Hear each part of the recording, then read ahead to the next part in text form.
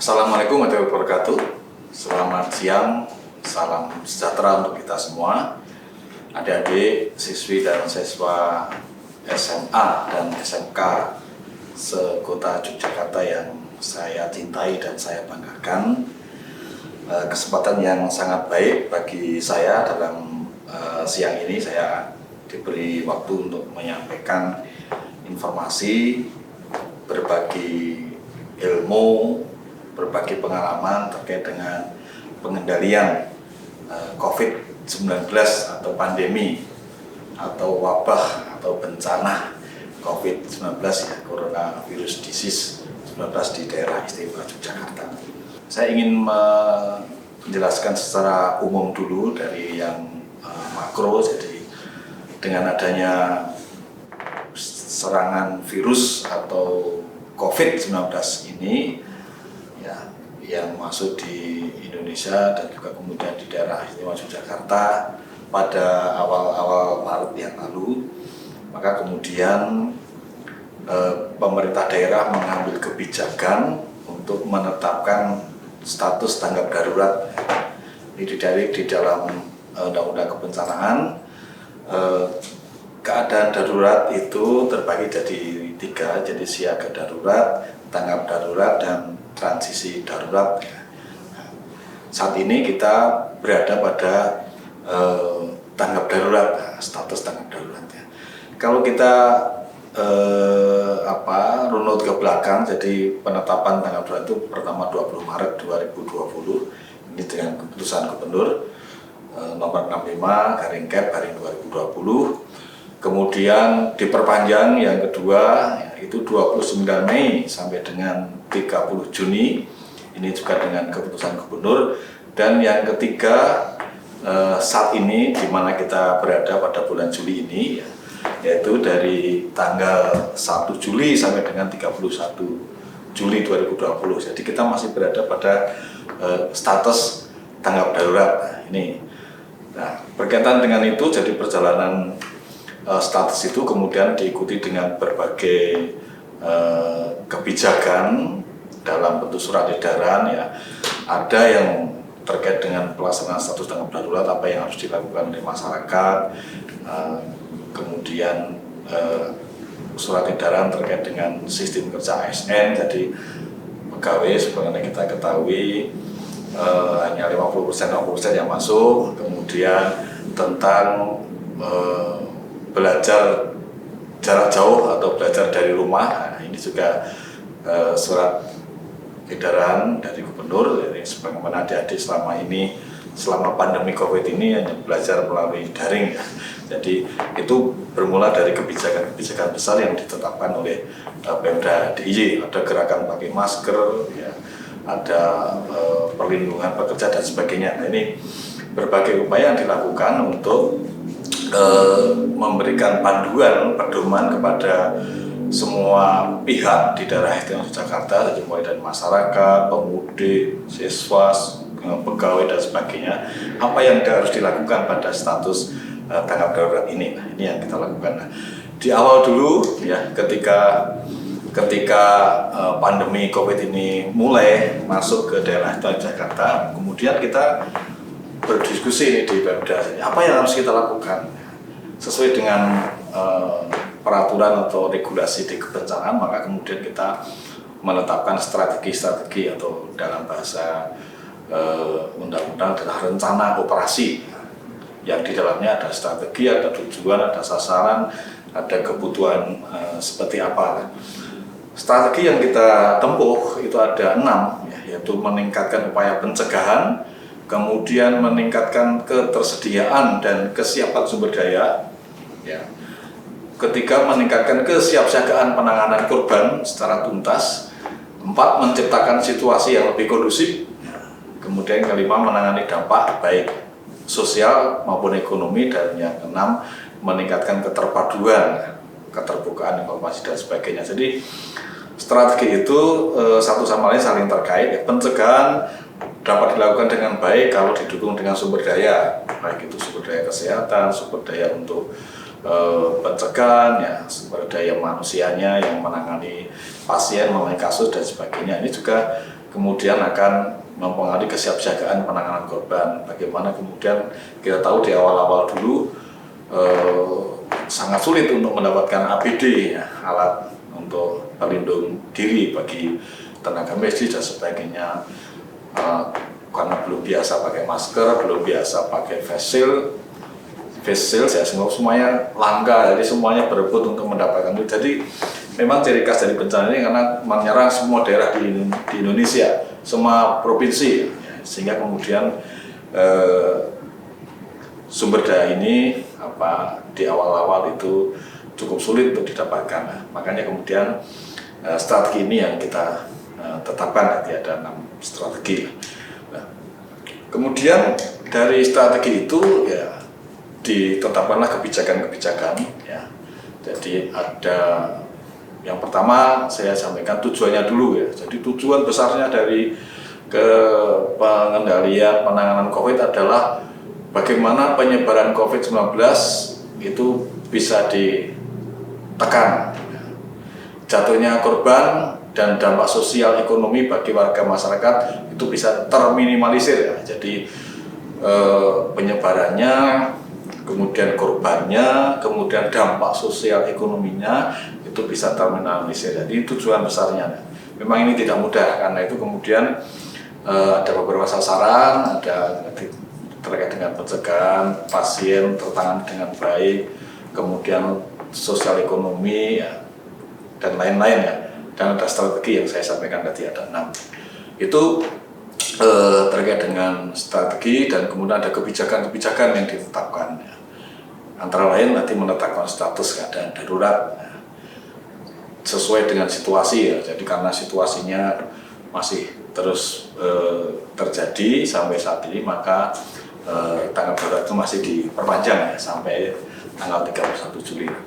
Kemudian melakukan tindak pencegahan yang lebih tegas dan intensif. Nah, ini kita lakukan, ya, dengan yang sering ada didengar semua, ada pemeriksaan di pintu-pintu masuk wilayah DIY pada saat itu, ada patroli untuk memastikan masyarakat melaksanakan protokol-protokol kesehatan. Kemudian juga melakukan pembersihan di tempat-tempat umum, tempat-tempat yang memang itu rentan untuk penularan, dari rumah sakit, puskesmas, tempat-tempat orang berkumpul di awal-awal dulu. Kemudian juga pembatasan pengumpulan massa. Ini di awal-awal dulu proses ini dilakukan agar supaya penularan tidak terjadi. Jadi kalau ada massa yang berkumpul, kemudian ada patroli dan dibubarkan, itu sebenarnya bukan kita ingin atau kita ingin agar tidak ada interaksi sosial di antara kita atau di antara masyarakat, di antara siswa misalnya, tetapi itu semua karena kondisi status darurat itu, sehingga kemudian itu perlu dicegah agar supaya tidak terjadi penularan. Kemudian menyiapkan personel, peralatan, anggaran untuk itu, ya. Kemudian memastikan segala kebutuhan tersedia untuk situasi akibat COVID ini, ya. Jadi baik itu bagi pasien, bagi masyarakat, isolasi dan sebagainya, itu bisa terpenuhi. Dan juga penanganan korban dengan cepat, akurat dan tuntas. Ini beberapa kebijakan yang dilakukan. Kemudian kalau kita lihat, kalau ada di semua, jadi data di DIY, jadi perkembangan COVID DIY memang relatif, ya, kita bersyukur bisa terkendali. Jadi dalam kurun waktu antara Maret sampai dengan Juli sekarang ini, ya, relatif terkendali jumlahnya. Jadi hanya sampai maksimal 10, ya. Bahkan di akhir-akhir ini juga terjadi hal yang baik karena tidak ada tambahan kasus misalnya. Tapi kalau kita lihat di seluruh di DIY pada kurun waktu dari Maret sampai sekarang, akumulasinya misalnya, ya, kita ada 313, ya, misalnya. Kemudian ada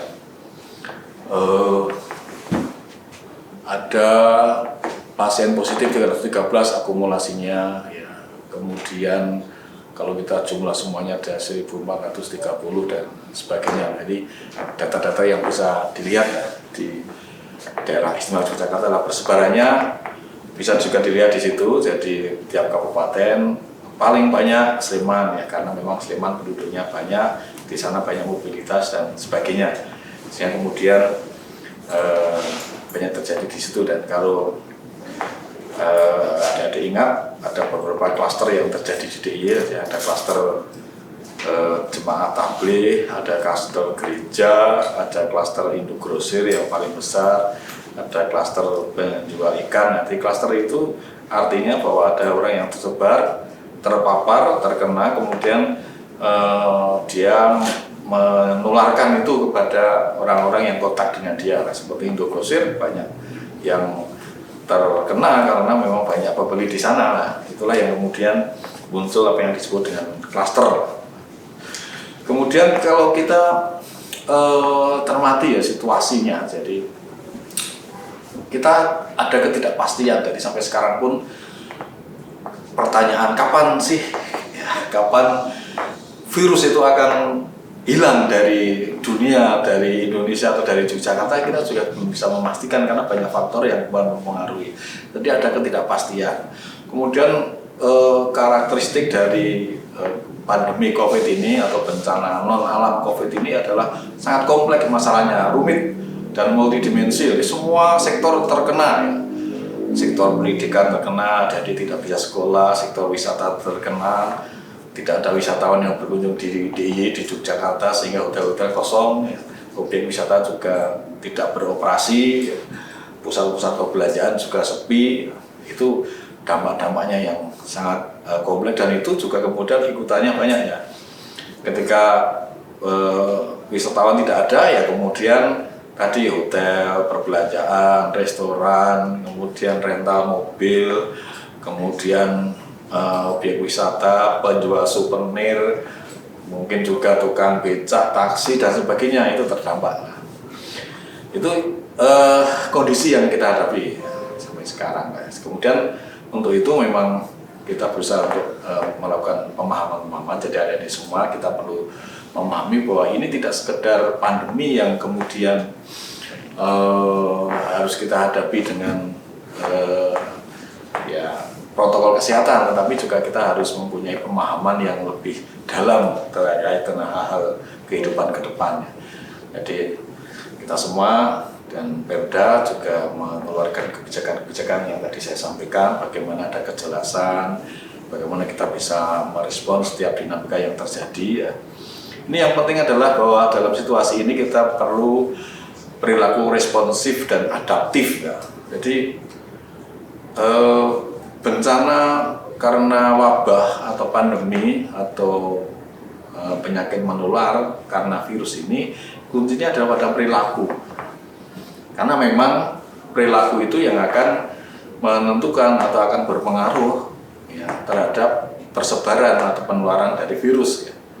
Perilaku itu yang akan menentukan, akan berpengaruh pada virus itu akan berkembang atau tidak, akan menular atau tidak, akan tersebar atau tidak ya. Itu yang menjadi penting. Karena itu kita semua memang harus mewujudkan perilaku yang taat pada disiplin atau disiplin mentaati protokol kesehatan. Itu menjadi kunci. Sebenarnya sederhana ya, yang sering kita dengar. Pada awal-awal dulu kita sampaikan secara intensif, stay at home ya. Tinggal di rumah, kalau tidak terpaksa, tidak perlu sekali, tidak usah keluar. Tapi kalau harus keluar untuk memenuhi kebutuhan pokok dan sebagainya, ya begitu selesai kembali lagi ke rumah. Kemudian harus pakai masker, harus jaga jarak. Kalau kemudian keluar ke pasar, ke mana acara-acara dan sebagainya, ya tetap harus jaga jarak dengan yang lain. Kemudian tidak lupa sesering mungkin cuci tangan. Masuk rumah cuci tangan. Karena apa? Karena tangan ini kan yang akan kemana-mana ya. Tangan tadi keluar bisa terkena virus, kemudian kalau tidak cuci bisa saja tangan juga sampai di rumah, atau tangan itu kita gunakan untuk usap-usap mata, untuk usap-usap mulut dan sebagainya, itu kemudian bisa mencegah penularan. Karena itu sekali lagi perilaku menjadi sangat penting untuk mencegah penularan atau penyebaran dari COVID-19 ini.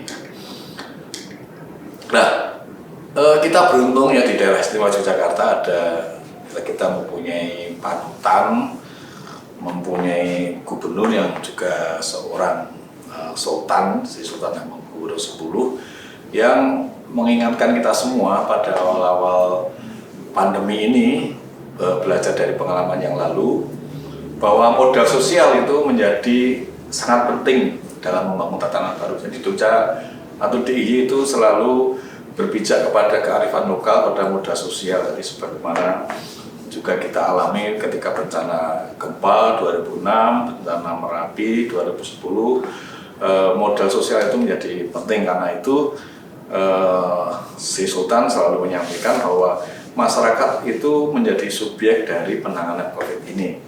Karena memang, kenapa kemudian masyarakat menjadi subjek? Karena tadi kuncinya pada perilaku di setiap kita, semua jenjangnya, dari anak-anak sampai yang tua, ya, dari siswa yang bekerja di kantor, di pasar dan sebagainya, itu semua akan menentukan. Karena itu menjadi subjek, dia harus bisa ambil peran untuk tadi bagi diri sendiri mencegah tertular, tapi juga kemudian bagaimana mencegah diri kita untuk berpotensi menularkan kepada yang lain. Karena itu modal sosial ini menjadi penting, karena memang virus ini, ancaman ini ya sulit, ya, tidak nampak, tidak bisa diraba, ya, apalagi dipegang ya. Tetapi itu ada dan bisa menyerang. Kemudian yang membawa juga tidak jelas, bisa saja itu orang-orang di sekitar kita, bisa saja justru ketika kita karena begitu dekatnya dengan seseorang, kita kemudian lupa jaga jarak, justru di situ terjadi penularan. Jadi kadang-kadang memang ada hal-hal yang ini virus kemudian menjauhkan hubungan seseorang dengan yang lain, ya. Tapi jarak itu memang diperlukan saat ini supaya kemudian tidak terjadi penularan. Ini yang harus dilakukan. Karena itu kita harus berdampingan dengan itu, dan supaya bisa berdampingan dengan virus itu, yang kita lakukan adalah tadi sekali lagi pakai masker, jaga jarak, diam di rumah, kalau tidak perlu tidak keluar, jauhi kerumunan. Nah, kerumunan itu kan juga sesuatu yang sangat dekat dengan anak-anak muda, ya. Jadi anak-anak muda dari semua kan suka berkumpul, suka kongko-kongko, ya, kalau belajar ya belajar bersama rame-rame, mungkin juga berwisata bareng-bareng rame-rame. Tapi dalam situasi kondisi seperti ini, hal itu menjadi sesuatu yang jangan dilakukan dulu, ya. Jangan dilakukan dulu. Tetap protokol kesehatan harus kita taati. Ya, kita tahu memang yang di rumah sakit masih banyak. Kalau DIY bersyukur kita tidak banyak, dalam arti yang dirawat hanya kurang dari separuh, ya. Bahkan sekarang sekitar sepertiga dari kapasitas tempat tidur atau kapasitas rumah sakit untuk melayani itu. Berbeda dengan Jawa Timur, ya, adik-adik semua membaca berita sana sampai kekurangan tempat tidur, rumah sakit penuh, sehingga kemudian harus digeser ke daerah-daerah yang lain, harus membangun rumah sakit lapangan dan sebagainya. Itu karena memang kasusnya atau korbannya banyak, ya, sehingga kemudian daya tampung rumah sakit menjadi tidak memadai. Ini yang itu kondisi itu masih ada di Jogja, sehingga kita berharap itu tidak terjadi di daerah istimewa Yogyakarta. Jadi semoga kasusnya turun dan kita berupaya untuk mencegah itu dengan partisipasi semua pihak, ya, untuk menerapkan protokol dan SOP di semua bidang. Kalau tidak, ya akan terjadi problem baru, akan terjadi lonjakan baru, atau dalam bahasa Mandarinnya outbreak, ya, kasus-kasus baru. Nah, ini yang harus kita cegah supaya kemudian di DIY tidak terjadi. Nah, di dalam upaya kita untuk menuju ini, sekarang kita sudah tanggap darurat fase yang ketiga atau periode yang ketiga, dan sekarang kita memasuki masa-masa untuk juga melakukan persiapan-persiapan menuju pada new normal, atau dalam bahasa yang lain, masyarakat yang produktif dan aman COVID. Jadi kita tetap produktif tetapi aman. Ya, bagaimana UMKM tetap bisa produksi tetapi kondisi yang aman. Bagaimana hotel bisa mulai beroperasi, uji coba operasi tetapi tetap aman. Bagaimana pusat perbelanjaan mulai buka tetapi tetap aman. Termasuk juga yang lain lah. Aman ini bisa dicapai atau bisa diwujudkan kalau semua itu tadi menerapkan protokol kesehatan. Ini yang paling utama. Kemudian adalah bagaimana mengubah cara hidup kita semua. Kalau biasanya begitu keluar ya langsung keluar, tidak usah pakai masker. Sekarang berbeda, kita harus keluar.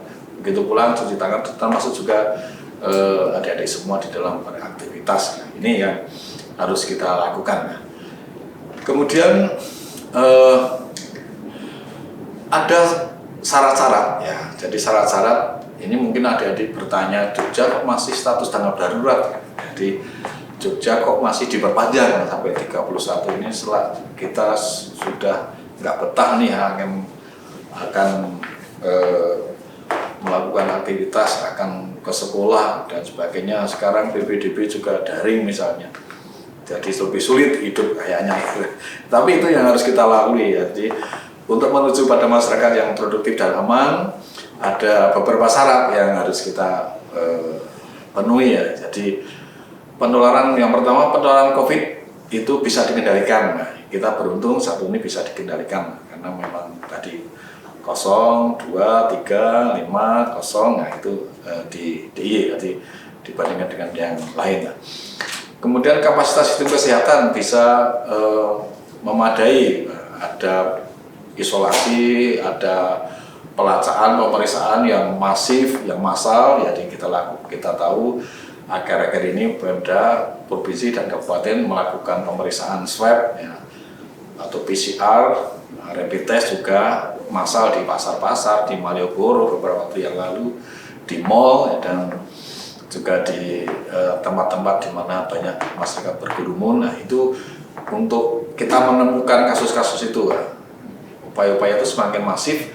Kalau kemudian kasus yang ditemukan sedikit, itu berarti memang transmisi di daerah itu kita bisa kita kendalikan. Kemudian juga penerapan protokol itu harus kita lakukan. Jadi ketika objek wisata akan mulai uji coba operasional, maka di situ harus dicek, dievaluasi bagaimana dengan SOP-nya, sudah ada belum, standar operating prosedur, atau bagaimana prosedur untuk memasuki objek-objek wisata itu. Fasilitas-fasilitas yang diperlukan atau sumber daya yang diperlukan, ada cuci tangan, mungkin termogan, tanda-tanda rambu-rambu yang mengatur arus orang, nah, kemana boleh, kemana tidak boleh, ya, jaraknya seperti apa, ya, itu harus ada ya. Kemudian juga ketentuan rambu-rambu atau tanda-tanda harus pakai masker misalnya dan sebagainya. Kemudian juga mampu mengendalikan risiko kasus impor. Nah, ini yang akhir-akhir ini justru banyak terjadi di daerah Jakarta. Dari beberapa kasus yang terjadi akhir-akhir ini justru karena orang habis bepergian ke luar daerah, ke Surabaya, ke Jakarta, ke Tangerang, ke Madiun, ya. Kemudian juga orang yang datang dari luar ya, membawa virus ke daerah Jakarta. Ini yang kemudian harus kita tekan. Kemudian juga partisipasi masyarakat sekarang menjadi kunci, karena tadi kembali kepada kunci dari pencegahan penularan COVID itu adalah pada partisipasi masyarakat yang diwujudkan dalam perilaku yang disiplin terhadap protokol kesehatan. Sekarang Pemda kita berupaya untuk melakukan itu, ya, rumah sakit kita sediakan fasilitasnya, kita dukung untuk sarana prasarana dan sebagainya, ya, supaya kemudian kita mulai bangkit, ekonomi juga kita gerakkan kembali. Pada hotel, dunia usaha, objek wisata kita verifikasi sudah siap belum, syaratnya sudah terpenuhi belum untuk operasional atau untuk uji coba operasional, itu kita lakukan. Kemudian pendekatannya, jadi kalau kita lakukan adik-adik, saya kira mungkin adik-adik sudah pernah dengar yang namanya PSBB, pembatasan sosial berskala besar, yang pada awal-awal kemarin diterapkan di Jakarta, di Jawa Timur, di Jawa Barat. Kemudian ada larangan mudik dari pendekatan wilayah. Jadi untuk mencegah penularan itu, pengendalian itu pendekatan wilayah. Orang Jakarta jangan keluar dari Jakarta, nggak usah mudik dulu. Ya ini, dan banyak orang yang berusaha mati-matian supaya bisa mudik, ya, mensiasati penjagaan polisi dan sebagainya. Karena memang ada larangan mudik, pendekatan wilayah. Kalau di DIY sejak awal kita melakukan yang namanya pembatasan di dusun dan kampung. Jadi kita tahu di awal-awal Maret ya, itu banyak gang-gang yang kemudian ditutup, yang biasanya 3 jalan pintu masuk, yang 2 ditutup sehingga tinggal 1. Dan di situ ada pemeriksaan, ada penjagaan supaya lalu lintas orang di situ terdata. Jangan sampai ada orang luar yang masuk tanpa diketahui dari mana, kondisinya sehat atau tidak. Itu pendekatan yang kita lakukan, yaitu desa dan kampung, atau sekarang mungkin dengan Satgas Covid Desa atau Desa Kelurahan Tangguh Covid, ya, Des Katafit. Nah, ini upaya kita untuk memproteksi, untuk memberdayakan masyarakat di tingkat desa dan kelurahan atau kampung yang kemudian sadar tentang perannya untuk melindungi warga masyarakatnya dari paparan virus corona, virus COVID ini atau virus corona ini lah. Dan sekarang ini pada fase-fase awal menuju kita pada era masyarakat produktif dan aman atau new normal yang sering kita sebut, maka pendekatan yang paling penting adalah individu. Karena masing-masing kita aparat itu jumlahnya berapa ya?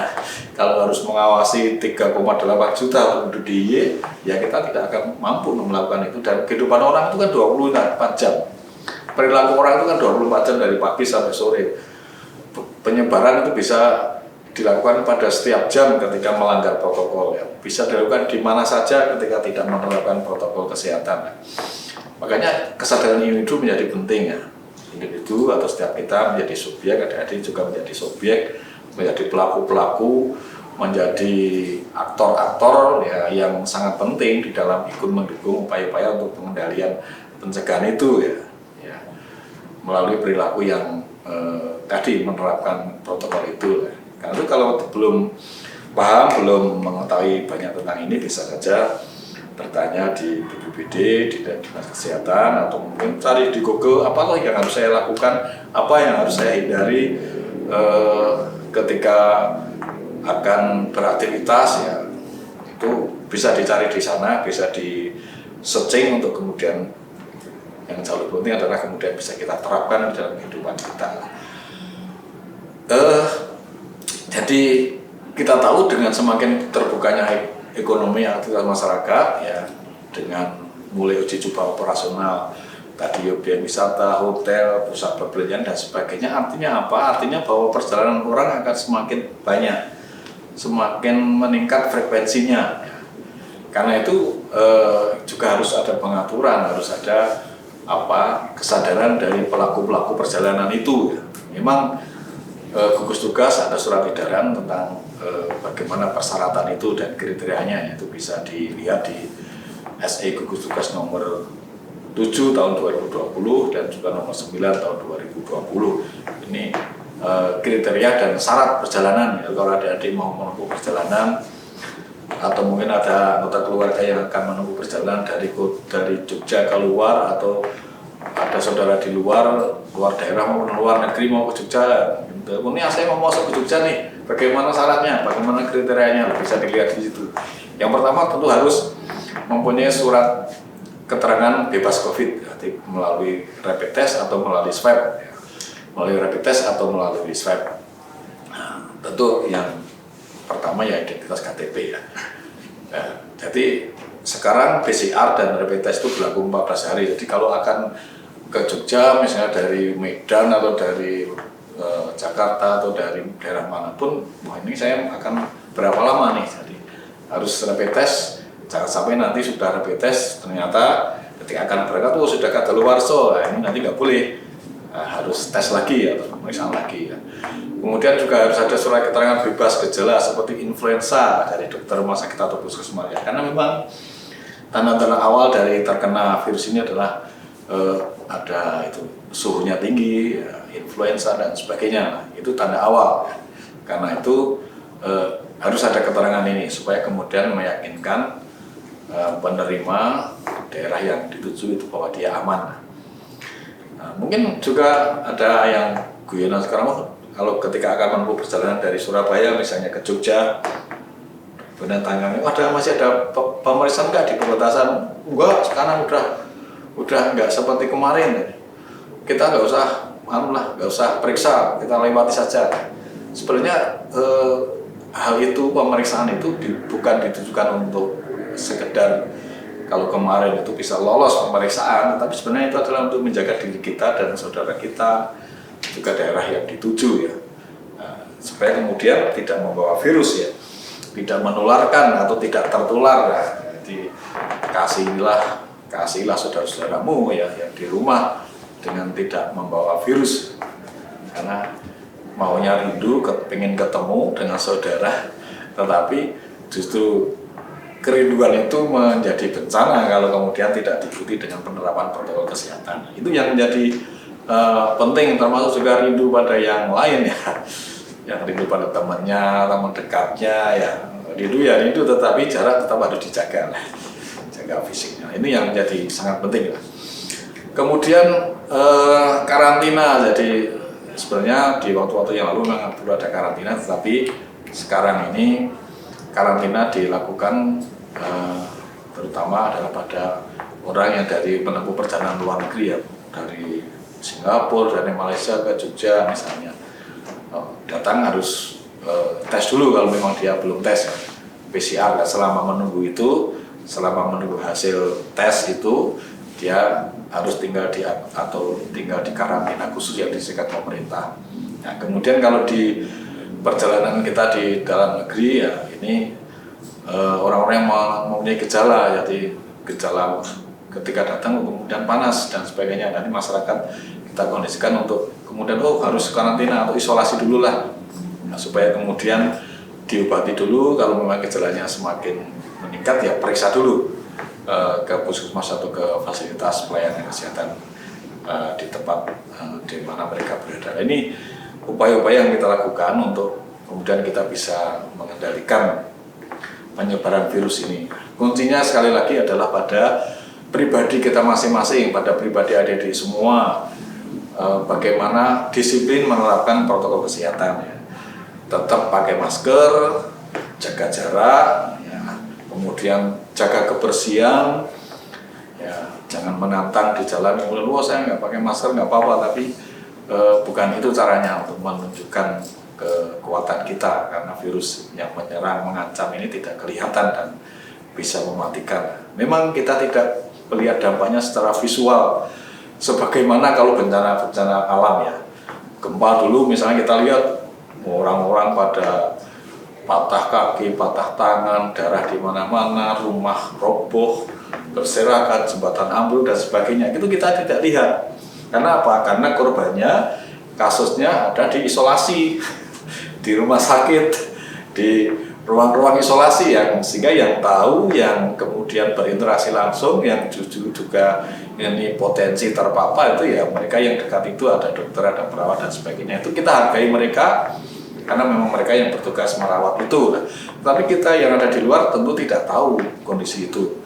Kita hanya tahu kalau ada yang meninggal dan sebagainya. Itu dampak dari inilah. Karena itu kesadaran ini menjadi penting, jadi tidak jangan sampai kita menjadi orang yang harus diisolasi, harus dirawat, dan tidak boleh berhubungan dengan siapapun sebelum sembuh atau sebelum tes dan hasilnya itu negatif. Ini yang karena itu sekali lagi tadi jaga jarak, pakai masker, cuci tangan, untuk menerapkan gaya hidup sehat supaya kita mempunyai stamina yang kuat, mempunyai kekebalan imunitas yang kuat dan tidak mudah terserang virus. Saya kira itu yang bisa saya sampaikan terkait dengan apa yang harus kita lakukan untuk pengendalian penyebaran virus Semoga adik-adik semua ini bisa menambah wawasan terkait dengan hal-hal yang baru kita hadapi sekarang ini ya. Terima kasih, ada kurang lebihnya saya mohon maaf. Saya akhiri, selamat siang. Wassalamualaikum warahmatullahi wabarakatuh.